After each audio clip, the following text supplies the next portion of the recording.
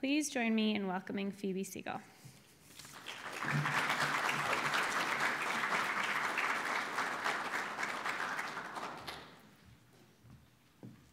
Good morning. It's good to be with you all.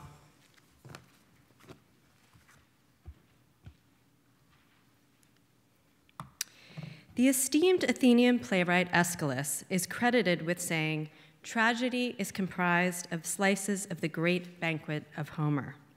The Roman writer Quintilian remarked, "He is like his own conception of ocean, which he describes as the source of every stream and river, for he has given us a model and an inspiration for every area of eloquence."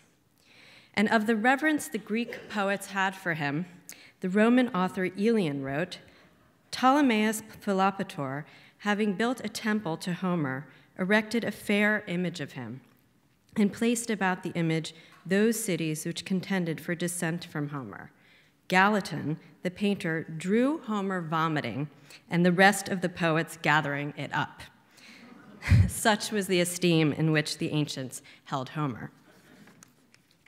His two creations, the Iliad and the Odyssey, had reached iconic status in Greece by the 6th century BC and retained it throughout antiquity and the Byzantine period.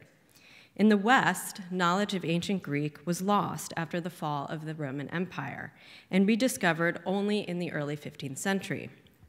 But it wouldn't be long before Homer's epics would become essential reading for learned Renaissance humanists and would inspire poets and artists for centuries to come. And I show you on the right, the famous Rembrandt in the Metropolitan, Aristotle contemplating the bust of Homer. Writers and artists are still gobbling up the leftovers of Homer and doing it brilliantly.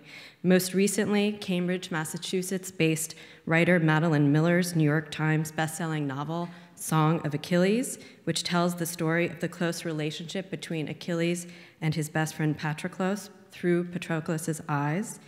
Dennis O'Hare and Lisa Peterson's breathtaking one-man show, An Iliad, performed in Boston about 2 years ago, and soon to be staged in Boston by Arts Emerson, The Old Man and the Old Moon, a captivating and thrilling new adventure in storytelling that owes much to Homer and his tradition. This morning's lecture will consist of 2 parts. I will spend the first part introducing you to what we know about Homer, the world he lived in and in which he composed his 2 epics, and to his method. But for the bulk of the lecture, I will concentrate on the ancient visual artists he inspired and the works they created, and also on some high points in visual storytelling in Greek art from about 700 to 50 BC. We know virtually nothing concrete about Homer's life.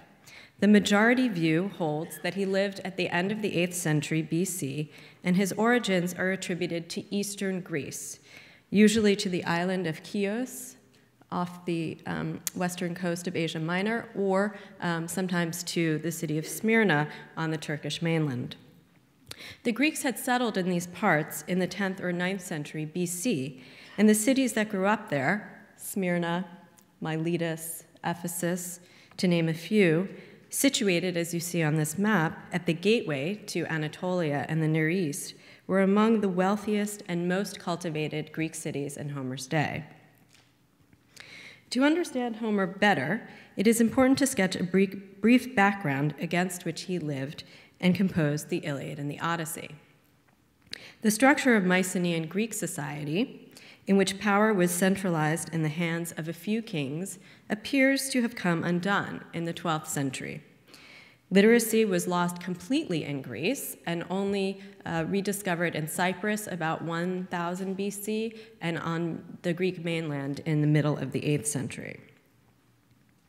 And that was just at the time the trade routes had opened up with the East, and the Greeks came into contact in particular with the Phoenicians, from whom they adopted their new alphabet. Evidence of an earlier period of grandeur lay in ruins all around the Greeks, and in the aftermath of this bygone era of distinction, the Greeks, now poor but ambitious, sought to regain their former glory. And so it was in this milieu that the idea of a race of heroes came to be a defining feature of the Greeks' new mindset, a cultural memory both based in reality and created by fabrication. The creators of this story were, of course, the bards, prominent elders in the community, who sang of the days when heroes ruled Greece, and Homer was one of them, the best one. Their world was born of, but distinct from, the palatial era that had preceded it, the world to which Homer's heroes belonged. Today, it is possible to visit the fortified citadel of Mycenae, which you see in an aerial view on the slide on the left, home of Agamemnon, with its massive polygonal walls, recognizable lion gate, you see here on the right, and extraordinary gold treasures now kept in the National Museum in Athens. You can see how easy it was for Greeks living in the 8th century to believe that powerful people had once lived there. Troy, also a fortified city on a hill, lay 100 miles to the northwest in an area of Asia Minor known as the Troad. And I'll just go back a few slides to my map and show you where Troy is circled here. So Mycenae, Troy. Excavations initiated in the middle of the 19th century by the German businessman turned pioneering archaeologist Heinrich Schliemann unearthed a Bronze Age settlement with massive fortifications and a destruction phase datable to 1180 BC, just a few years before power was to become decentralized in the eastern Mediterranean. The Hittites controlled the vast majority of Asia Minor in the Bronze Age, and their texts refer to a people known as Ahiyawa, who lived to the west, who are said to have lived to the west of Asia Minor in a place that could be reached by ship, almost certainly the Achaeans, another name for the Mycenaeans. The texts mention a series of struggles that occurred between the two peoples, giving some validity to the historicity of a Trojan War. Had Homer visited the site of Troy in the 8th century, he would have found a settlement that was still inhabited, but considerably more austere than before. For several hundred years after the rediscovery of Homer in the West, it was assumed that he composed his poems with the aid of writing. During the 18th century, people began to suspect that Homer had in fact been illiterate, or at any rate had not written them down himself. But it wasn't until the 20th century that a satisfactory alternative was proposed.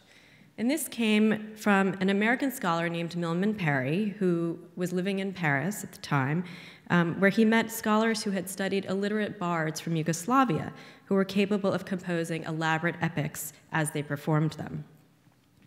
Parry drew attention to the manner in which epithets were employed to fit the meter of the poem, dactylic hexameter. And epithets are an epithet is defined basically as an adjective or a descriptive phrase that expresses a defining characteristic of an individual or a thing. And so examples from Homer, I list here in this slide, some that may be familiar to you: gray-eyed Athena, swift-footed Achilles, rosy-fingered Dawn, and so on. Through careful study, Parry detected an economical system of epithets in Homer, more sophisticated than anyone had realized, and reasoned that this system formed the foundational building blocks on which the poet could depend in order to compose his poems by improvisation. With Parry's insight, it was now possible to imagine that Homer actually composed them, as I said, as he was performing them, rather than recited a memorized text, which is what people had thought prior. Nowadays, it is generally agreed that Homer was heir to a long tradition of oral poetry. In a few months' time, March 8th, to be precise, mark your calendars, you could have the privilege to hear eminent Harvard professor Gregory Nagy, the world expert on this topic, lecture about this in this very auditorium. After all the arguing, and the date of Homer has been contentious among scholars for generations, the most likely date for the composition of the Iliad is about 725 to 675 BC, which in the gallery text we averaged out at 700, which is you have to do. The question of when the poems were written down is again a matter of some debate. Some believe that it's possible that, having composed the poem orally and brought it to near perfection, Homer dictated it to a scribe trained in the new art of writing. But no writing is datable in Greece before the middle of the 8th century, and it is difficult to believe that it had been developed to the level of sophistication required to transcribe two 24-book epics. The earliest example of alphabetic, or I should say one of the earliest examples of alphabetic writing in Greece of any length, dates to the middle of the 8th century and survives on a drinking bowl found in the new Greek colony of Pithecusae on the island of Ischia in the Gulf of Naples. The inscription, which says, "Nestor's cup, good to drink from, whoever drinks this cup empty, straightway desire of the beautiful crowned Aphrodite will seize," is written in hexameter verse. It is sophisticated in that it makes allusion to characters known from the Trojan War, but it is just 3 lines scratched on a piece of pottery. Papyrus was not widely available in Greece until trade routes opened up with Egypt in the 6th century, and thus it is unlikely that there was anything convenient to write a lengthy poem on before that time. The most likely alternative to the theory that Homer dictated his poems to a scribe is instead that they, after having brought them to near perfection orally, subsequent generations of bards memorized them before dictating them to scribes, perhaps in the 7th century, but probably by the 6th century BC.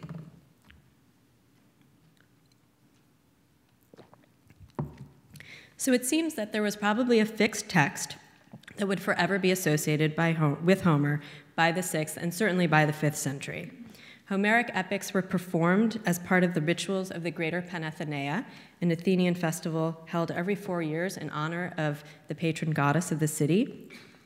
And there is evidence to suggest that the descendants of Homer from Chios helped, or I should say, a family from Chios that claimed to be descended from Homer, helped to codify the text towards the end of the 6th century.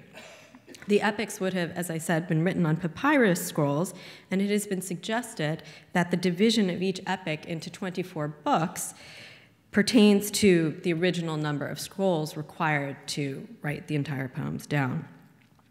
By the time of Aristotle, in the 4th century, the epics were foundational texts used in the education of Greek youths. It is wise to remember that at the heart of all the debate about when Homer lived, how he composed the Iliad and the Odyssey, and when they were written down, is the issue of how much of the Homer we know and admire was authored by Homer himself, and how much may have been altered or added by other poets and scribes. And it seems that there is a tendency, at any rate, to want to believe that we are reading the poems exactly as they came from Homer's mind. And there is much evidence to suggest that, at least by a certain point, the ancients felt the same way.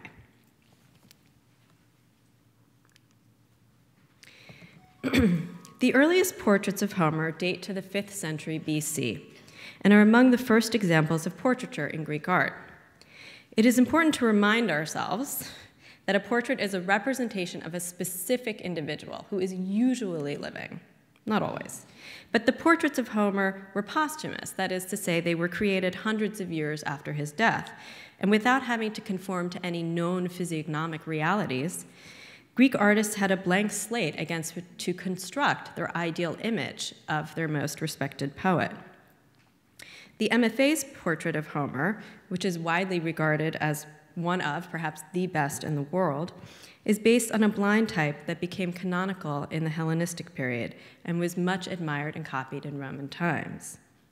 Most ancient authors agree that Homer was blind, even if they disagree about the cause.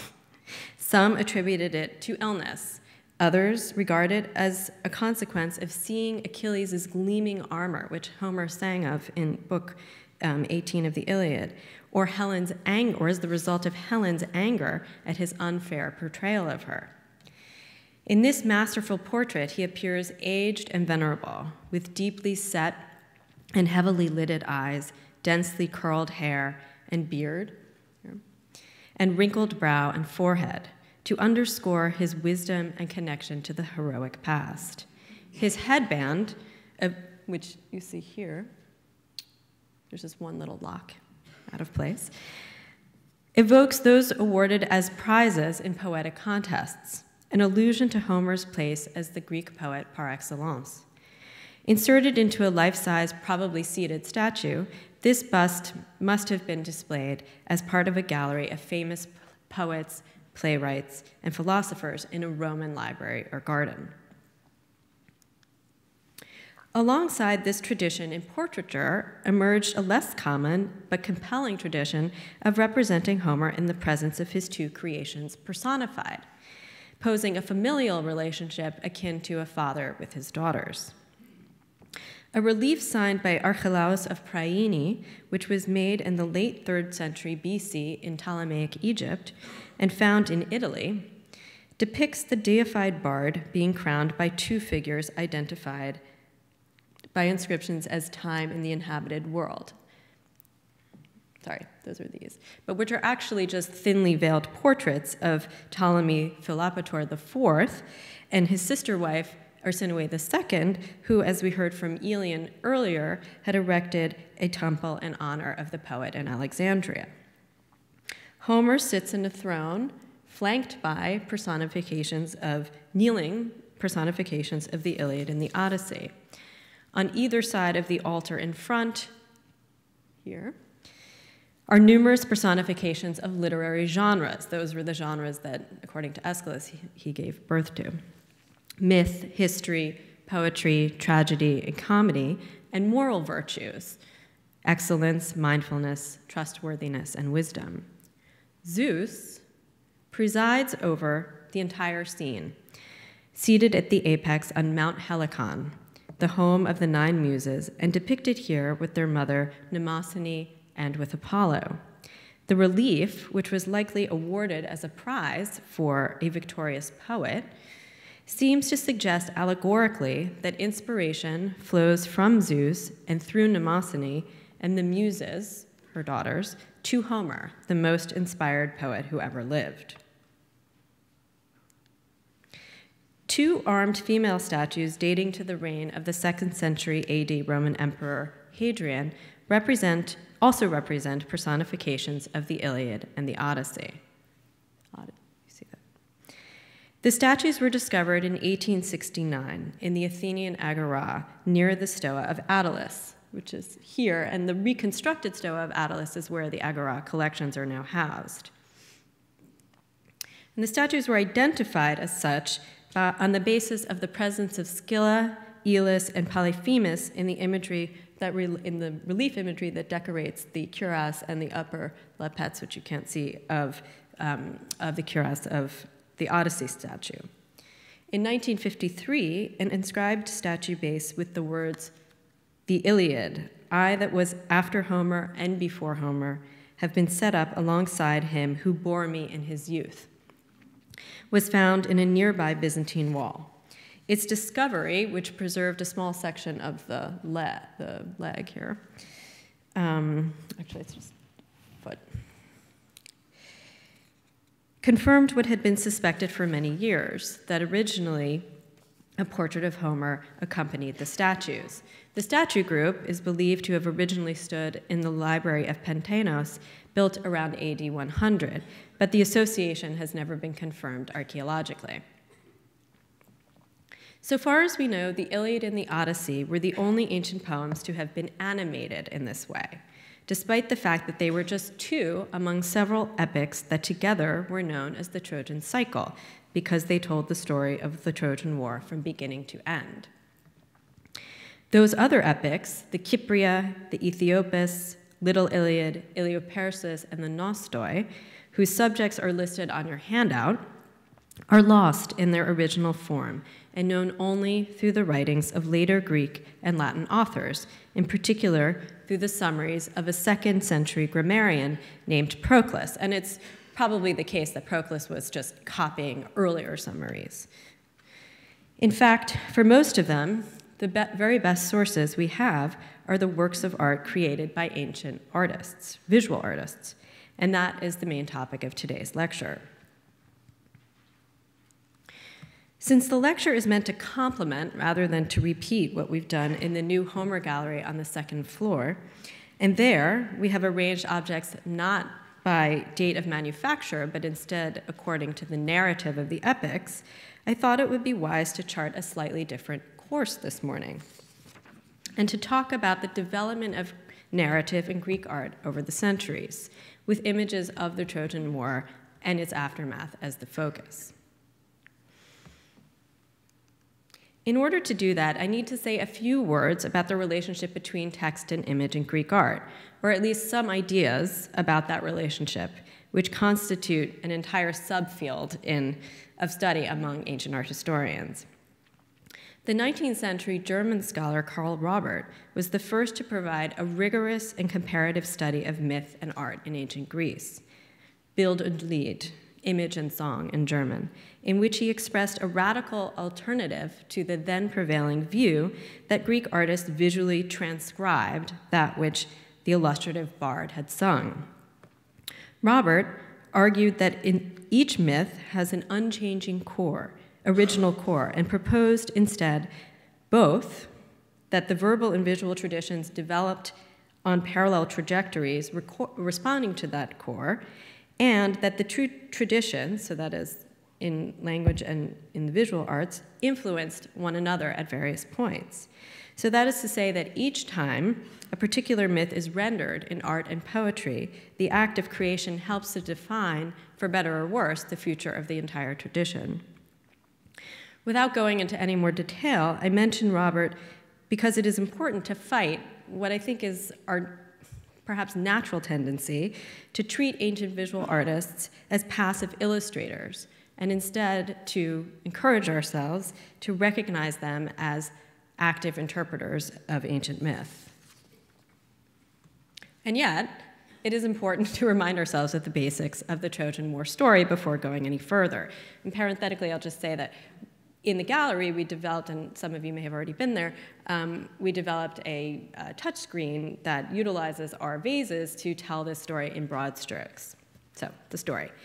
The war began with a quarrel among three goddesses, Athena, Hera, and Aphrodite, about which of them was the most beautiful. And Zeus selected an impartial judge to arbitrate the dispute, a Trojan prince named Paris, who was tending his flock on Mount Ida outside Troy. Each goddess offered him a bribe, and he chose Aphrodite's, Helen, the most beautiful woman in Greece. But Helen was already married to Menelaos, the king of Sparta. And when Paris took her off to Troy, and we'll see this vase again later, all the Greeks rallied to Menelaos' side and went in pursuit of her. The war raged on for 10 years, with the Greeks encamped outside Troy. The gods took sides, and battles, many, many battles ensued. And these battles are vividly described by Homer. It's the majority of the Iliad is the battles, the duels, and all the guts and the gore.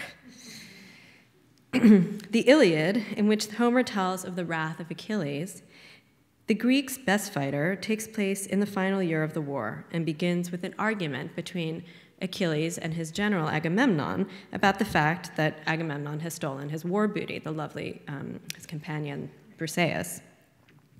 And Achilles proceeds to refuse to fight. He storms off, refuses to fight, and proceeds to spend 3/4 of the epic sulking in his tent.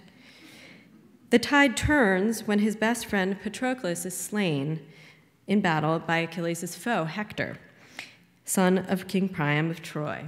And only then does Achilles rejoin the battle, killing Hector in a decisive duel. The Iliad concludes with the return of Hector's corpse to his parents for a proper burial. But the war was far from over and raged on for some time before the Greeks came up with a crafty plan to smuggle themselves into Troy in a wooden horse. Once inside, they pillaged, raped, and murdered their way through Troy, burning it down before sailing for Greece. It is a gruesome story, all too familiar from today's headlines.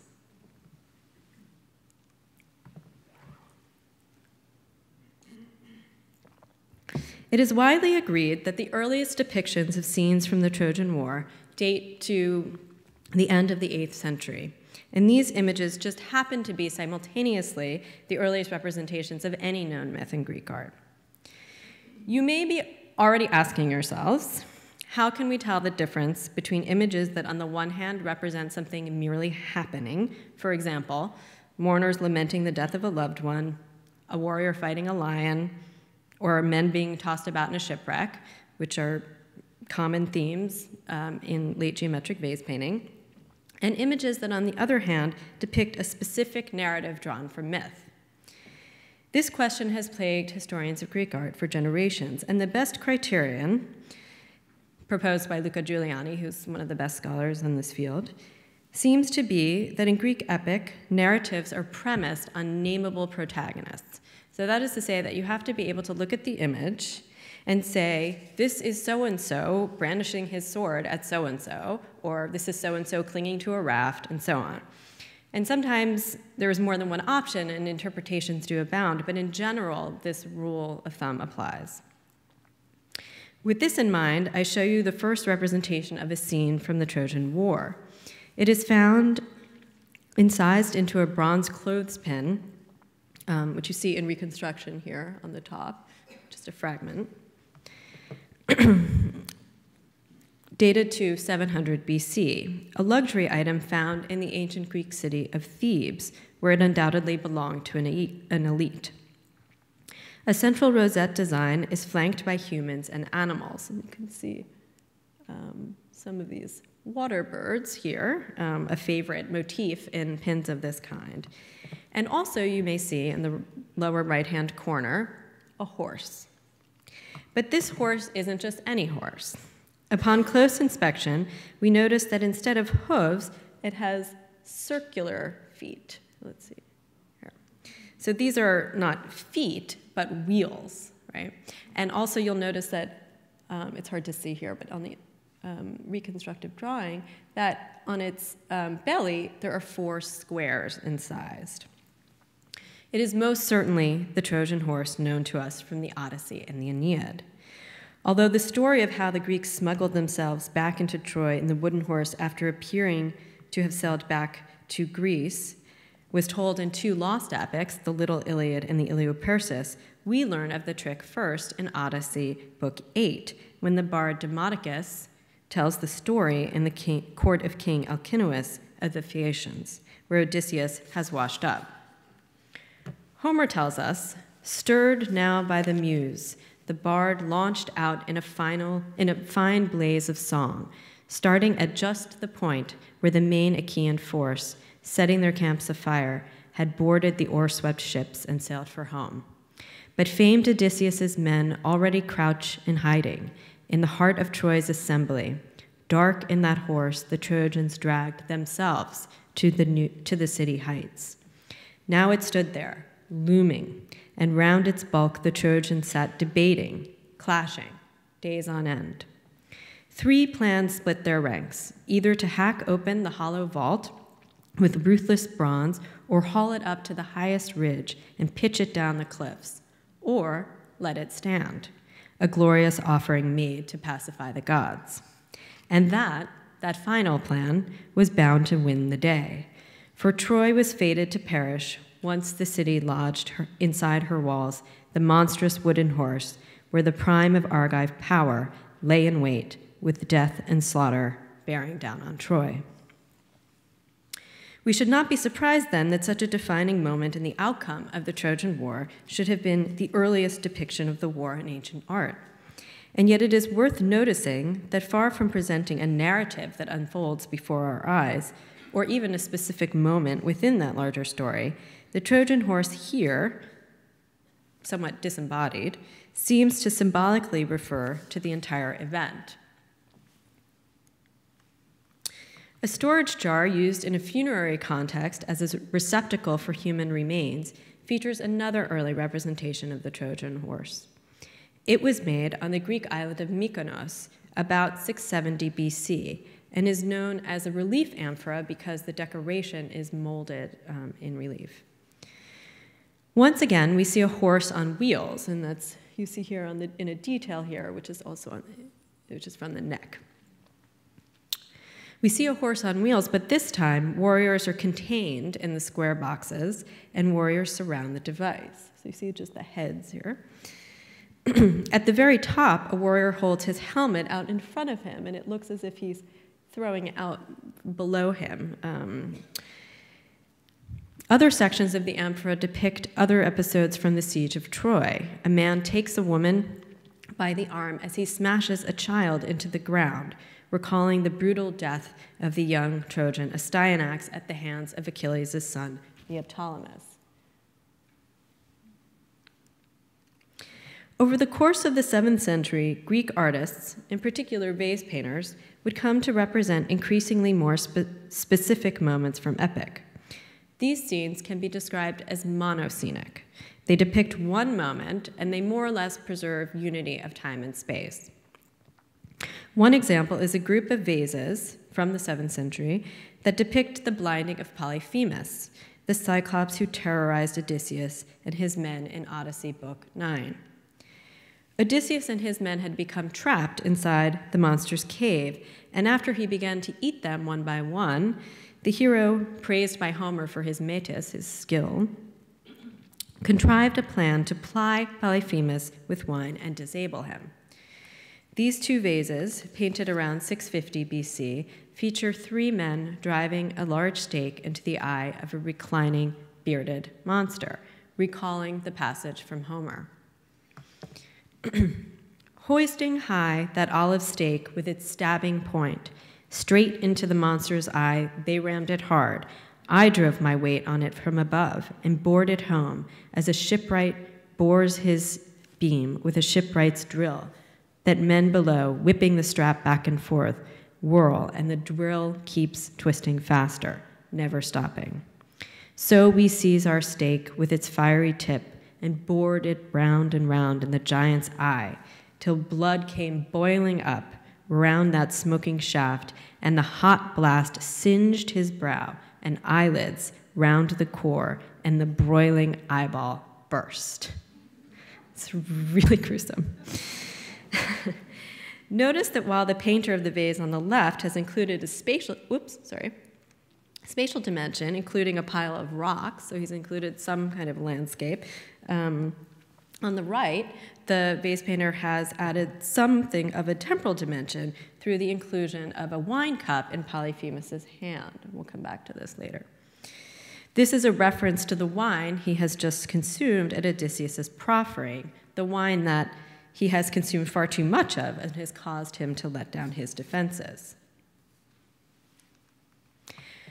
About a century later, a vase painter working in Athens would take this narrative, elaborate on it visually, and pair it on a drinking cup with another episode from Odysseus' wanderings that had only recently been explored in Greek art for the first time, his encounter with the witch Circe. And actually, that first example of a depiction of the encounter with Circe in vase painting is in our gallery on the 2nd floor. It's just below the display of this one. Despite the fact that there is a big loss in the cup just in the middle of the action, we can discern what is happening. Polyphemus is crouching, so you see him kneeling here, with one knee down, and a figure stands over him. This missing figure, you should just have the legs here, has to be Odysseus. And if you look closely, you will see that he is holding a wine pitcher. Behind Odysseus is Athena and a male companion, and behind Polyphemus are 3 companions of Odysseus's, one of which is holding a large wineskin, undoubtedly the one he brought along, which he mentions in Book 9, to offer Polyphemus as a gift before he learned that the monster did not observe common rules of guest friendship. He learns that lesson pretty quickly when he encounters him. Interestingly, this representation has strayed somewhat from the strictly Homeric influence we saw in the mid-7th century vases. Odysseus's men to the left of Polyphemus are brandishing swords, so not altogether one spear, and he alone attacks Polyphemus. And although the invented name for the painter of this vase, invented by scholars, or by Beazley, the main scholar of Greek vase painting of the 20th century, the painter of the bust of Polyphemus, that's the name of the painter, derives from this side of the cup, it is the scene with Circe on the other side that has received more attention from scholars. As Odysseus tells the story, after arriving on the island of Circe, he divided his men into two groups and assigned his companion Eurylochus as the other leader, or as the leader of the other group. Eurylochus drew the first lot and led his group to the palace of the bewitching nymph. When she invited them in, all were enticed except for Eurylochus, skeptical Eurylochus, who realized that this offer was just too good to be true. She offered the men a potion, cheese, barley, and pale honey, mulled in Pramnian wine, and stirred in wicked drugs to wipe from their memories any thought of home. Upon consuming the mixture, the men began to transform into pigs, and with her magic wand, she drove them into their pigsties. Eurylochus, having stayed behind and spying from outside, ran back to Odysseus to tell him what had happened, or what was happening. Odysseus immediately sprung into action, picking up his sword and clambering his way to Circe's palace, and he's intercepted by Hermes, fortunately, along the way, who told him that he really did not stand a chance against this woman, and gave him an antidote to Circe's potion, with precise instructions on how to bed her and force her to swear an oath that she would never harm him and his men ever again. Here we see the vase painter present this episode in an innovative narrative technique scholars call synoptic, because it condenses sequential elements of the story into a single view. So there are 5 elements here. The first is that Circe is ladling the wine into the laced mixture into the cup. The men are in the process of transforming, so they still have the bodies of men, but they have the heads of animals. Eurylochus on the right is leaving the scene to go get Odysseus, and Odysseus is arriving, holding his sword, about to confront Circe. And then the last is that Circe, it's hard to see it, but she is depicted as nude here, and it's believed that that is a reference to what is about to happen, so sort of the 5th element of the story, which is their sexual encounter. In addition to the cup acting as a vehicle for storytelling, it also speaks directly to its user. Notice that the cup into which Circe ladles her potion mimics the shape of the cup itself. And the duplication of this cup shape is clearly meant to remind the user about the dangers of drinking wine excessively or improperly in this case. Another example of a vase in which the synoptic technique is employed to brilliant effect is the MFA's prized black figure Hydria, depicting Achilles defiling Hector's corpse as he drags him around the city of Troy. Here, the final gruesome moments of the duel collapse into a single searing image. Achilles, the victor, has lashed Hector's corpse by the ankles to his chariot. At left, Hector's parents look on in horror. Okay, so this is Achilles, who's getting on the chariot. His charioteer is here. Hector's parents are standing in their palace. His mother is mourning. They're both lamenting him. Vengeful Achilles shoots a glance. You see he's looking back at them. And he, on the right, we see the spirit of Patroclus. Okay, this is Patroclus's tomb, the beehive tomb, is emerging. And Iris, who in the Iliad we learn will carry a message to Priam from Zeus to ransom his son's body, is rushing into the scene from the right.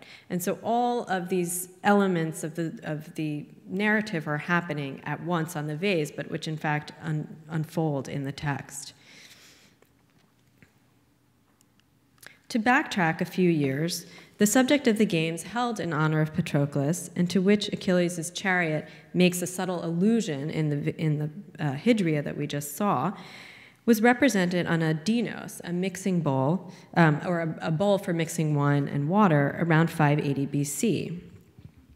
Though fragmentary, it is one of the most important representations of an Iliad scene because it bears an inscription not only naming the figures, and you'll see here Achilles is named here, This is the large grandstand on which spectators watching the funeral games for Patroclus are seated. But he also names the episode, Patroclus Atla, the games for Patroclus. This self-conscious reference to the text may have been intended to refer specifically to Homer's version of the games held in honor of Patroclus, as opposed to another version of the myth. As I mentioned earlier, Homer stood towards the end of a long tradition in oral poetry, yet this inscription supports the view that by the early 6th century, his version of the story was regarded as fixed and canonical. By all accounts, the most celebrated painter of the black figure technique that dominated Greek vase painting until the end of the 6th century is Ezekias. Known for his spare and sober compositions, he focuses here on a calm moment, anticipating a tragic event, the suicide of the great hero Ajax, second in fighting only to Achilles. Ajax went mad after the Greek generals denied him the honor of inheriting Achilles' armor after Achilles' death, and instead they gave them to Odysseus. The hero slaughtered their livestock, mistaking the animals for the generals, and then turned his sword on himself.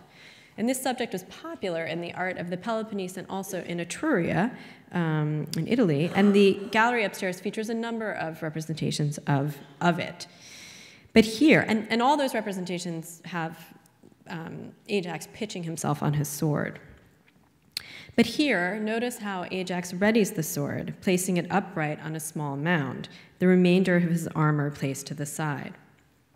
This is a different approach to narrative, one that de-emphasizes action and focuses our attention on premeditation and purpose.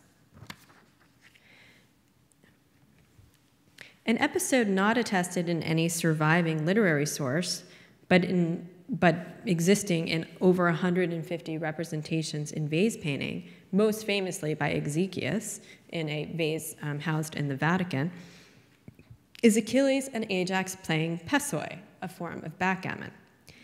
This is one of those cases where we could be merely ignorant of an original poetic source, or we may be witnessing a visual artist creating a new story by choosing to present an unexplored moment, the two most fearsome Greek warriors at ease during a lull in fighting. This jar illustrates the scene twice, once each in black and red figure techniques. Vases like this one, called bilingual because they employ the two, introduced red figure painting alongside the already established black figure technique around 525 BC. With its fluid, expressive lines, red figure would soon supplant black figure as the dominant vase painting technique in Athens. Another example of this scene in the MFA's collection is found on this black figure oil flask. Here, the goddess Athena is present, but the heroes don't really pay much attention to her. They're very focused on their game. And vertical inscriptions alongside the figures tell us, here, tetra and duo, that Achilles has 4 and Ajax has 2. So Achilles is beating him. Another myth in which we can chart different attitudes towards the representation of narrative is the Judgment of Paris. The earliest depiction is preserved only in fragments and is found on a 7th century Corinthian jug known as the Chigi vase for the Italian prince on whose estate it was discovered in 1881. The goddesses line up to be judged by Paris, and I don't show that here because it's very fragmentary and difficult to see. The goddesses line up to be judged by Paris in that vase, labeled Alexandros, his alternate name. And here, in this, in the earlier depictions on the Chigi vase, the 3 goddesses are undifferentiated, and they were only understood through their inscriptions, placing emphasis on the fact that it was not their beauty, but their bribes that influenced Paris's decision. By the end of the 6th century, which we see here in this black figure wine jar, we see the 3 vases on the left led by Hermes and identified by their characteristic attributes. So Athena is the most recognizable in her armor. Hera, the most esteemed, is leading the pack. She has her scepter. And Aphrodite is, at this point, the least differentiated.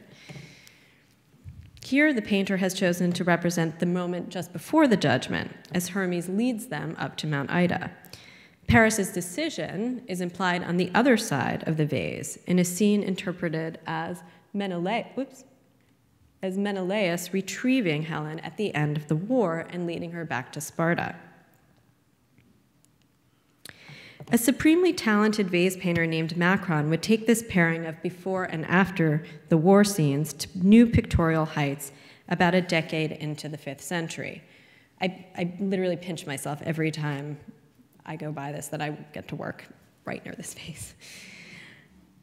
Paris, Prince of Troy, grasps the wrist of Helen here in a gesture of both marriage and abduction. With exceptionally fluid lines, the painter draws our eyes to the very act that set the Trojan War in motion. At first, Helen was reluctant to leave her home and family until Aphrodite, seen in this vase here, fixes Helen's desire with the aid of Eros on Paris.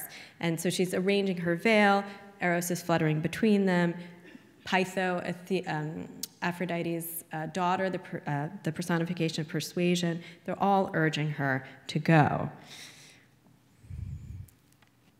At the end of the war, in the chaos of the sack of Troy, the vengeful Greek king Menelaos discovered his estranged wife.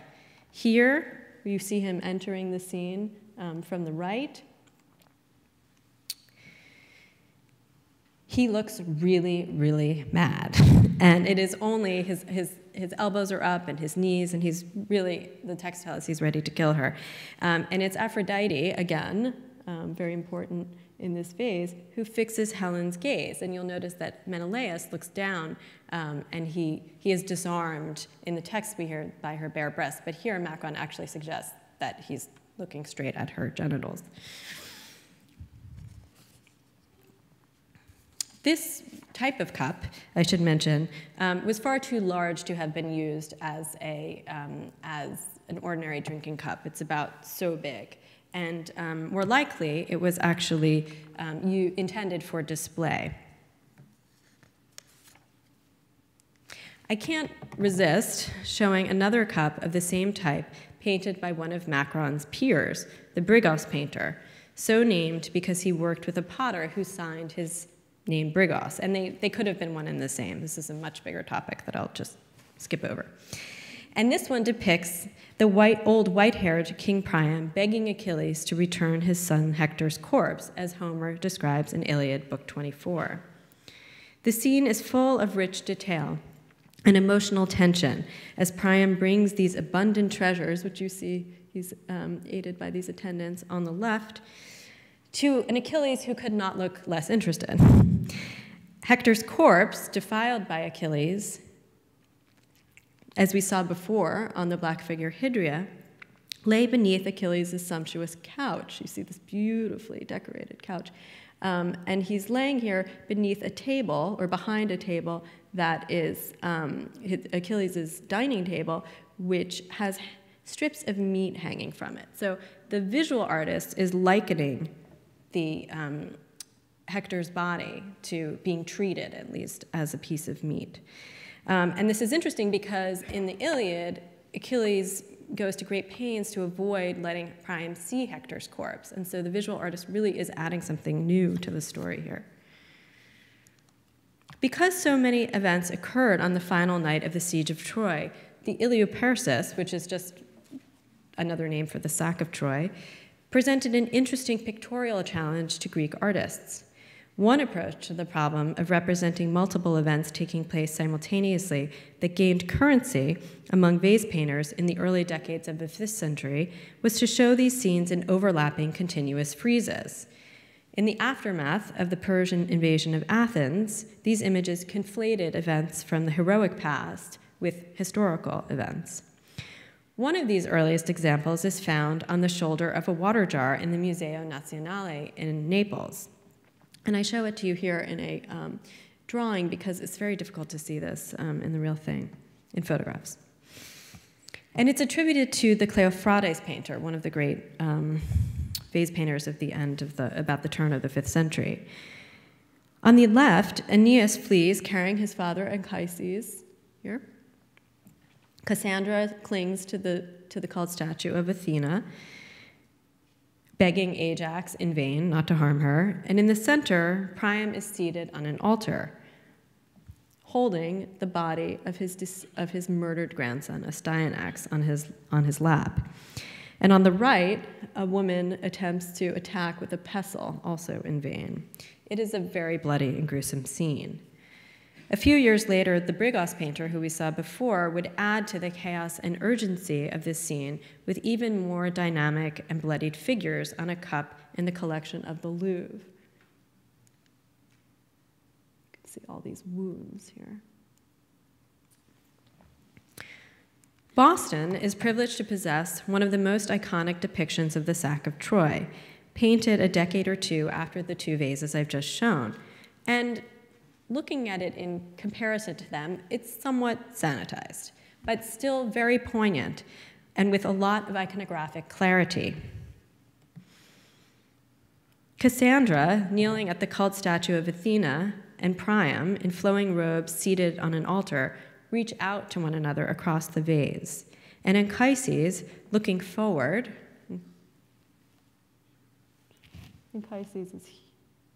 Aeneas looking forward, and Anchises, his father of the older generation, looks back towards taking one last look at Troy.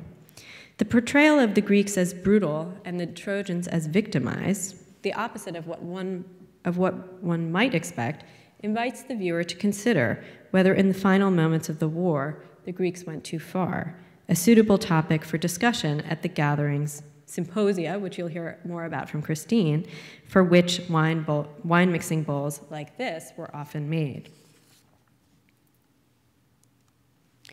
Trojan themes, especially the fall of Troy, were the subject of monumental painting and images and relief sculpture on major temples in 5th century Athens, as the Athenians, who are significantly not mentioned by Homer as having taken part in the war, sought to expand their political and military might in the years following the Persian Wars, so that is after 480 BC.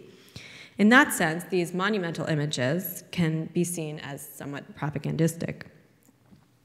Most of these monuments we know of only through written sources, principally the 2nd century AD travel writer Pausanias. He describes an arrangement of 4 paintings in a porch-like building called the Stoa Poikile, the painted stoa, in the Athenian agora, and lists their subjects. I just want to point out where the Stoa Poikile is over here. So we saw the Stoa of Attalus before. He describes an arrangement of 4 paintings, 2 drawn from Athenian military history and 2 drawn from myth, a battle between the Athenians and the Spartans, the Battle of Marathon, so those are the 2 historical events, and the Athenians battling the Amazons, and finally, the llioupersis, painted by Polygnotos, one of the most distinguished painters in 5th century Athens. Excavations in the Athenian agora revealed the foundations of the Stoa Poikile. These were in the 20th century. And pottery found there suggests a date for its original construction, a date not far off from so the date of the construction was about 470, 460, and that's not so different from the date of the big crater with the llioupersis scenes, which I just showed you. And, by the way, which was made just a few blocks away from the Stoa Poikile in the Kerameikos of Athens, which is roughly here. So all these artists were working among each other. Pausanias tells us that the llioupersis was the subject of mural paintings in the Lesche, or clubhouse, of the Cnidians in the sanctuary of Apollo at Delphi, where the Greeks from cities all over came to honor the god, compete in games, and generally to show off in front of one another. Scholars have endeavored to reconstruct the arrangement of the scenes with one result shown here. Because the paintings are lost, I just failed to point out that this is the clubhouse that I was mentioning here. Scholars have endeavored to reconstruct the arrangement of the scenes with one result shown here. Because the paintings are lost, reconstructions are unfortunately based almost solely on vase paintings that are contemporary with the murals, which are about 465. So the arguments become a little bit circular in terms of what everything looked like. Smaller scale paintings known as pinakes, also by Polygnotos and featuring Trojan subjects, hung on the walls of the picture gallery located inside the gateway to the Athenian Acropolis. So this is the Propylaea, and here you see it in a photograph, and the picture gallery was in here. One of them, again, according to Pausanias, depicted Achilles departing the island of Skyros, where his mother had sent him to hide among the daughters of King Lycomedes, and thus avoid the Trojan War. That painting is likely to have inspired this red figure volute crater, painted about 450, attributed to the Niobid painter, in which we see Achilles, on the left, saying farewell to his secret bride, Lycomedes' daughter Deidamia, and on one side, and their son Neoptolemus on the other side, departing for Troy. Another vase dated to the middle of the 5th century, which seems to have been influenced by mural painting in its introduction of landscape elements, is this two-handled jar with Odysseus in the center, Elpenor, and Hermes. In Odyssey, Book 11, Homer sings of how Odysseus traveled to the underworld to seek advice on his journey, and how he sacrificed 2 rams as his entrance fee. You see the rams here? There he met the shade of his companion Elpenor, who perished when he fell off the roof of Circe's palace. According to Homer, a restless, anguished Elpenor begs Odysseus for the appropriate funerary rites. He says, "Burn me in full armor, all my harness, heap my mound by the churning gray surf, a man whose luck ran out. So even men to come will learn of my story. Perform my rites and plant on my tomb that oar I swung with mates when I rode among the living." And Odysseus is said to respond, "All this, my unlucky friend, I will do for you. I won't forget a thing." This representation, rare in Greek vase painting, is remarkably similar to Homer's telling of the story, but it expands on it in a number of significant ways. First, in its inclusion of Hermes, depicted here with his traveler's hat, his winged boots, and his caduceus.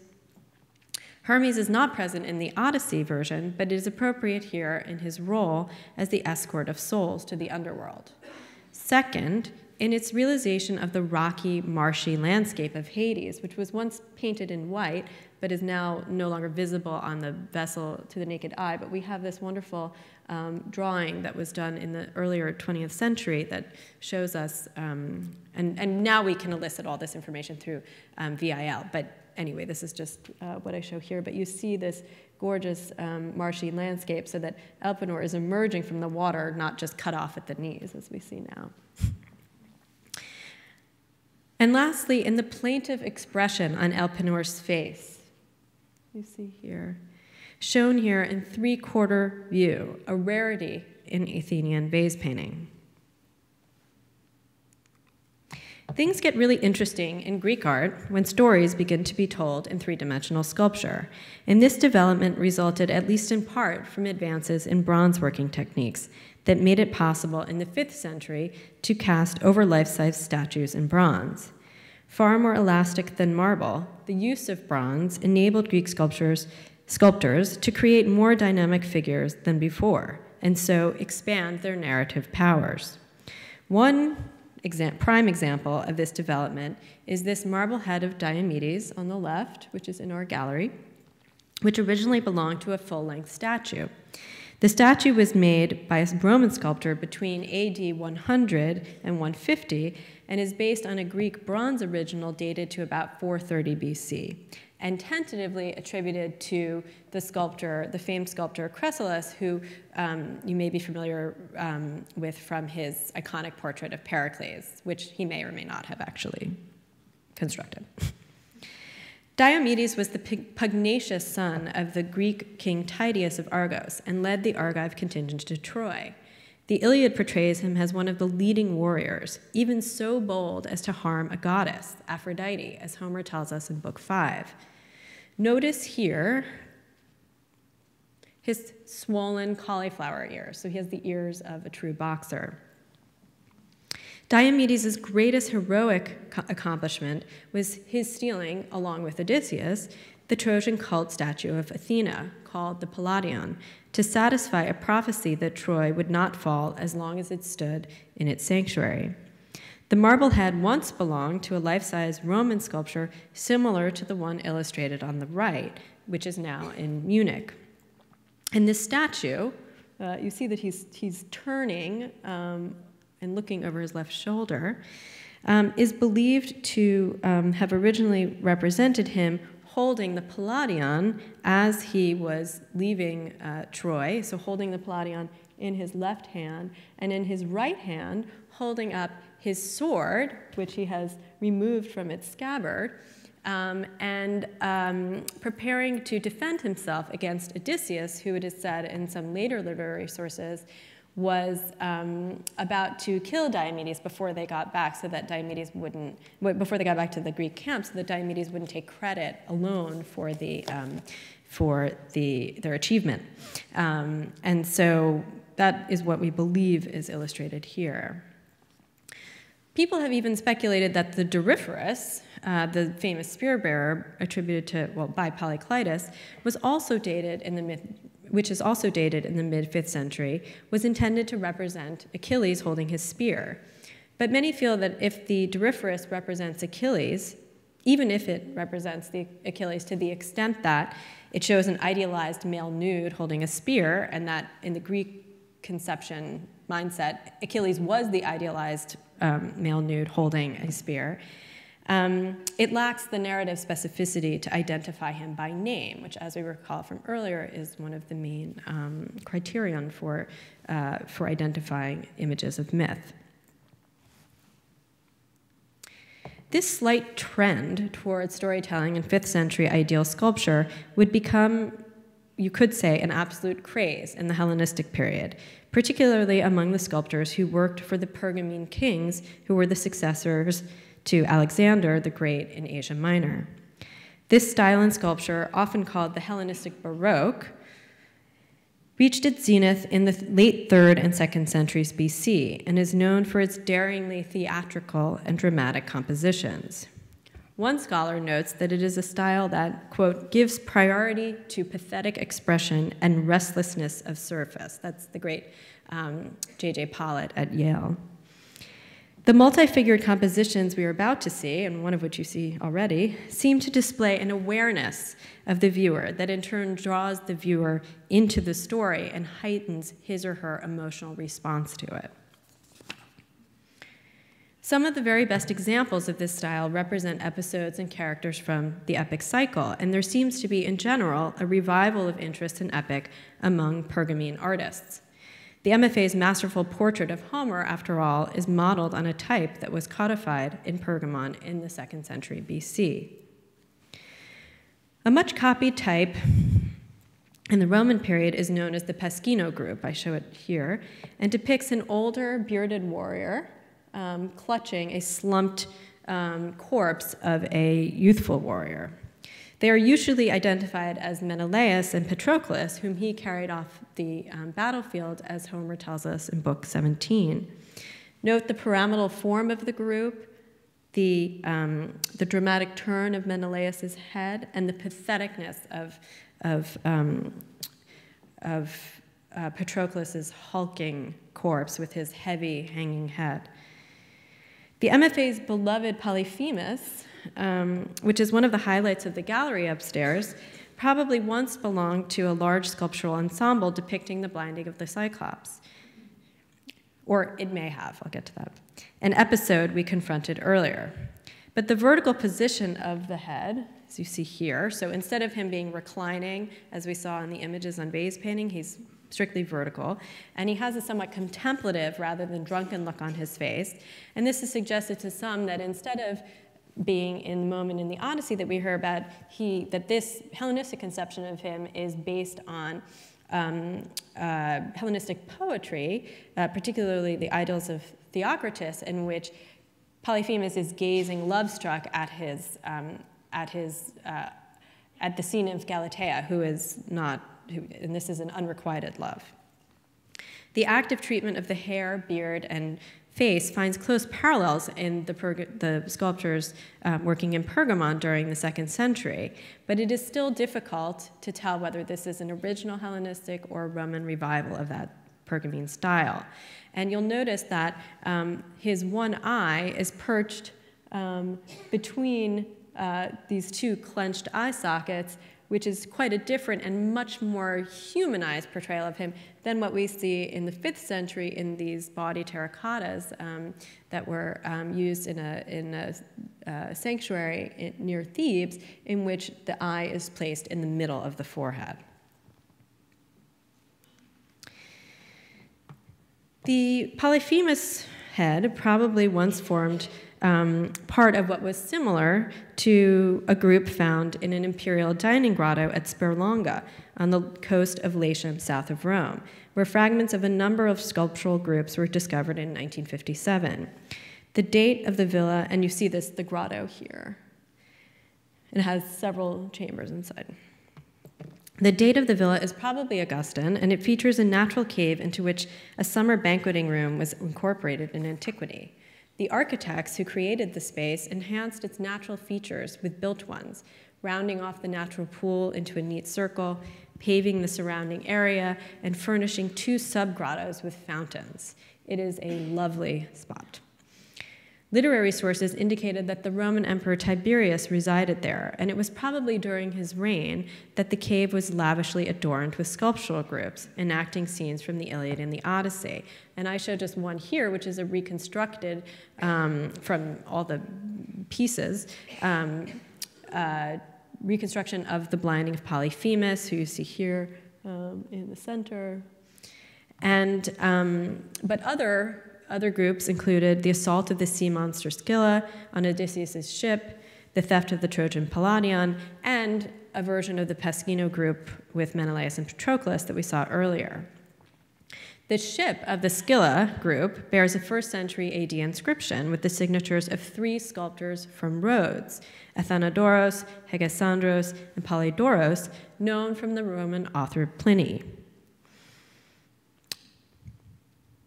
The fragments of the Polyphemus group could be reconstructed using other versions of the subject, and it was probably an eclectic creation drawing on earlier versions, as I said, constructed in Pergamon. A sophisticated sculptural program for learned dinner conversation was appropriate to the setting. Polyphemus lives in a cave, and some of Odysseus' adventures were said to take place in the region of southern Italy and also in Sicily. The arrangement harmonizes so well with the environment of the grotto that it suggests it being created for the spot and suggests a 1st century date. The 3 Rhodian sculptors mentioned in the inscribed base were also credited by Pliny with creating a sculpture depicting the Trojan priest, Laocoon, and his sons being devoured by 2 giant serpents. This story is familiar to us from the Latin poet Virgil's telling in the Aeneid, when the hero of that epic, the Trojan hero Aeneas, who would go on to found the Roman race, recounts the horrors of the Greek siege of Troy. Laocoon had wisely counseled the Trojans against accepting the wooden horse as a gift for Athena. "Trust me," he said, Virgil tells us, "either the Greeks are hiding, shut inside those beams, or the horse is a battle engine geared to breach our walls, spy on our homes, come down on our city, overwhelm us, or some other deceptions lurking deep inside it. Trojans, never trust that horse. Whatever it is, I fear the Greeks, especially bearing gifts." And this last line is probably the most famous line of all of Latin poetry. Virgil describes in incredible detail how a pair of coiled serpents sent by Poseidon, Neptune in Latin, seized Laocoon and his sons, constricting them to their deaths as a punishment for desecrating the so-called gift by trying to break it open. The Laocoon group was found in 1506 in an area of Rome that was once inhabited by Roman emperors and was received with much fanfare by early 16th century artists. No less than Michelangelo is said to have been present when it was discovered. With its vivid portrayal of Laocoon's pain, you can almost hear him screaming, it would seem to epitomize the Hellenistic Baroque style. Yet its date, just as the date of the Sperlonga groups, has been debated for decades, and it is most likely that it was either a Roman copy or at least a variation on a Hellenistic model. By way of conclusion, I would like to discuss briefly a series of wall paintings discovered in 1848 in a house on the Esquiline Hill in Rome. The paintings date to about 50 to 40 BC and are known as the Odyssey landscapes because they represent the adventures related by Odysseus in books 10 to 12 of the Odyssey. The paintings are broken into sections by slender piers. You can see these here. So they go in a strip like that. They are broken, and they follow Homer's texts closely, omitting scenes that may not have held much visual interest. Again, an example of the artist's filtering. The palette is restricted to purplish pink and purplish brown, blue, dark reddish brown, violet, and yellow, and they constitute the first examples of mythological landscapes with tiny characters in a vast setting of ocean, trees, and rocks. And the sense of the overall landscape is preserved from one scene to the next, while the main actors are repeated from scene to scene in a continuous narrative. Comprised of 9 sections, they depict the Aeolian winds, Odysseus' arrival at Laestrygonia, and the peaceful environment he encountered there before they started to attack him, his escape from Laestrygonia, and his arrival in Circe's palace. Sorry, those are the... in Circe's palace is depicted down here. The Roman architect Vitruvius mentions Trojan battles or the wanderings of Odysseus through landscape, and the Esquiline landscapes are thought to have been a freely adapted copy, again after a lost Hellenistic model. Whether that's the case or not, these paintings enabled the viewers, so the inhabitants and the guests of the house, to enter the world of Odysseus more completely than any works of art we have seen. While I have not attempted to be exhaustive this morning, the very impossibility of giving a comprehensive lecture on this topic in ancient art is what excites me so much about it. The sheer number and variety of artistic interpretations of the Trojan myths in such a wide range of media, and by the way, I have said nothing of coins, gems, and many other forms of ancient art, is testament to the power of the story told by Homer and other epic poets, and of course, to the ingenuity of ancient artists, who from the earliest beginnings of Greek art helped their audiences connect with stories of a bygone era in which heroes ruled Greece. Thank you.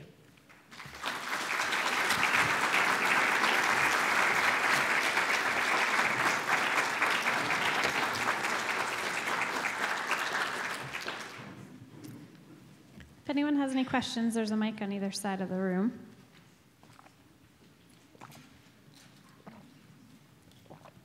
Yes. Uh-huh.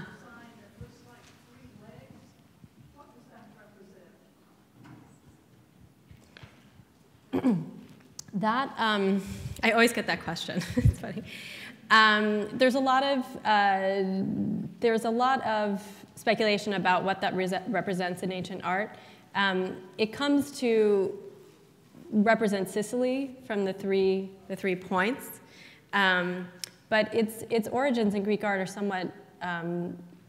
somewhat elusive to me, I have to say. Are they supposed to be human legs? They are human legs, yeah.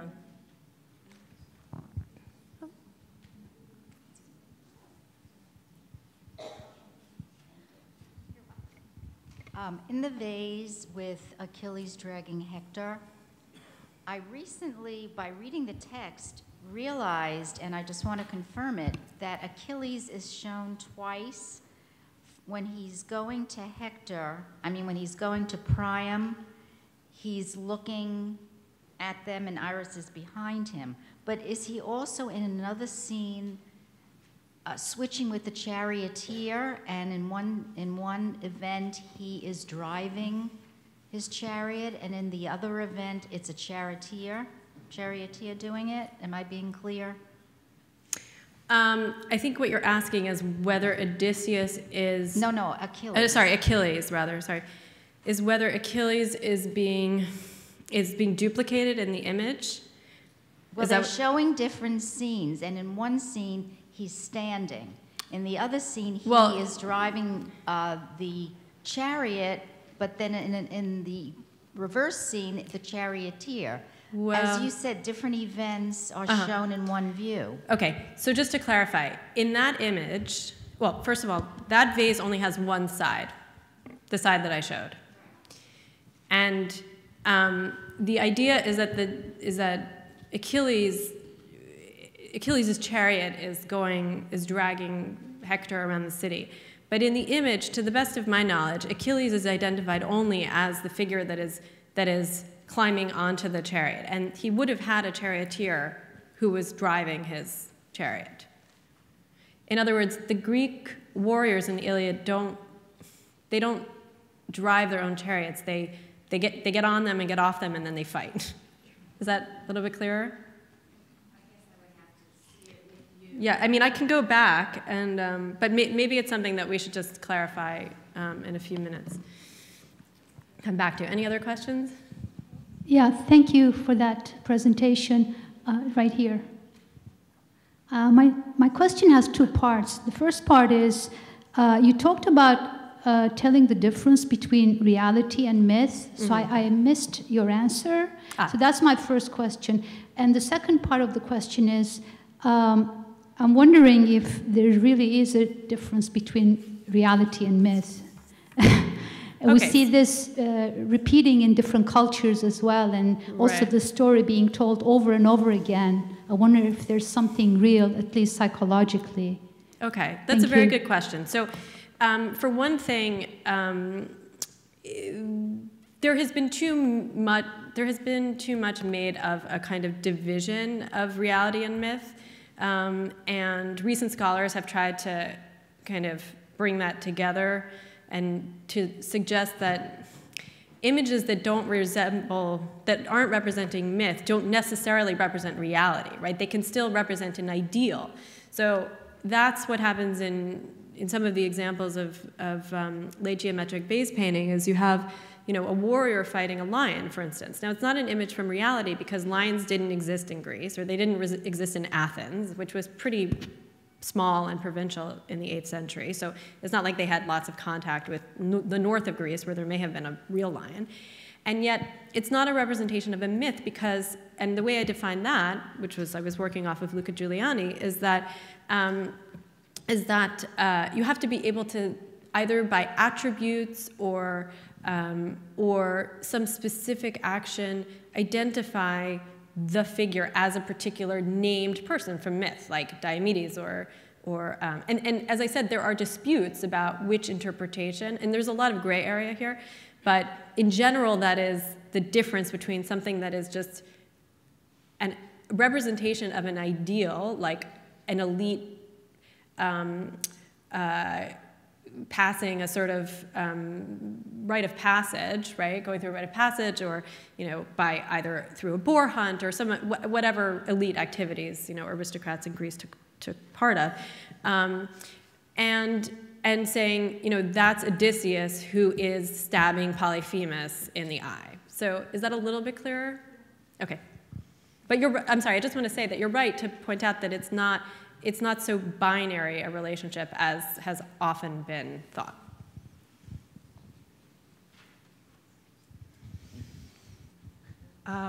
Thank you for all this information.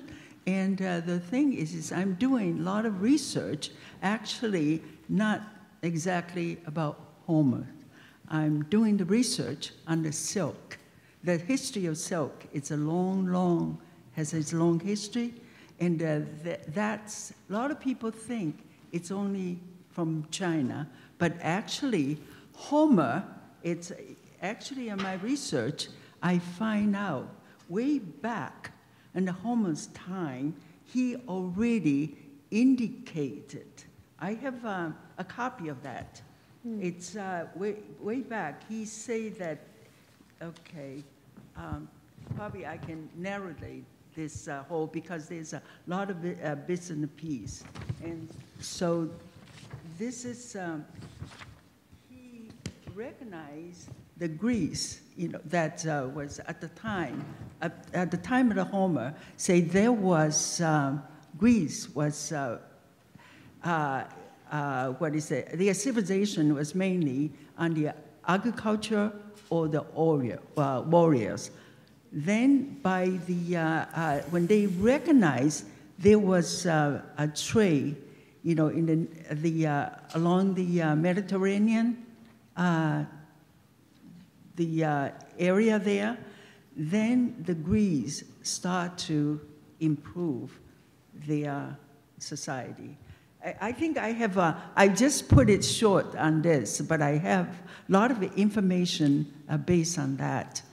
And so, which means this, we can, that's that this industry is a lot more than just the commerce. It's our civilization, and everything that we can, this is, at this time, we can find a way to revive this industry for a clean energy purpose. And I think I abbreviate this, but I have quite a, a lot of information, and I don't want to. Okay, the question is, I'm sorry. Okay, the question is we can do a lot more research. I can show you an area that, and I would like to provide you information. I'd be very interested to talk to you after, sure. after the lecture, but I think if we have any questions about the talk or the images that I've shown, I'd be happy to answer those before we go on. Okay. Thank you. Okay. One last question. Oh, Yes. Can you hear me okay? Yeah. Okay. You said about reality myth. Some people have speculated, taking that a step further, that Cyclops was extrapolated, for lack of a better word, from the woolly mammoth. They repositioned the bones, and that's how Cyclops came about. I never actually heard that one, but it is true that there is a lot of, the time that these epics were coming together into the form that we know them, so in the 8th century and the 7th century, was just at the time that the Greeks were colonizing other areas of the Mediterranean, and Sicily was one of them. I mentioned, I think, in connection with Sperlonga, that Odysseus had traveled by the Straits of Messina and to Sicily. And so it's believed that some of these stories that were floating about Greece, about encounters with different peoples, not maybe with one-eyed monsters, but that there was a kind of, that these new interactions in new lands gave rise to some of the fantastical stories that we hear. So it could be. I never heard the woolly mammoth one before. That came from, just a reference point, Museum of Natural History in New York. They had an exhibit. Oh. And they repositioned the skeleton. Interesting. Yeah, That's very interesting. That would make sense why he didn't observe rules of guest friendship if he was of a different species. Yes? Just a technical question. Yep. The image you showed us, Odysseus going into the underworld on that baseball display. Yep. You mentioned the landscape that had been lost. Why is it no longer visible? Oh, okay. It was painted in white paint, with white paint, which is we call it fugitive in the field because it is easily lost. It escapes. And so it's just preserved only very faintly, almost so faintly that you can't see it with the naked eye. But it was detected by the scholar who published, by the scholars Caskey and Beasley, who published the great 3 volumes on our vase collection. And they did this reconstruction there. Is that a common loss these days, the lost material? It's actually fairly common with white, with that pigment. So you see it actually sometimes on, black figure vases that depict the skin of women in white, it's often just kind of a little bit, it's splotchy, and that's because there's fugitive loss. Great. Thank you, everyone. Thanks.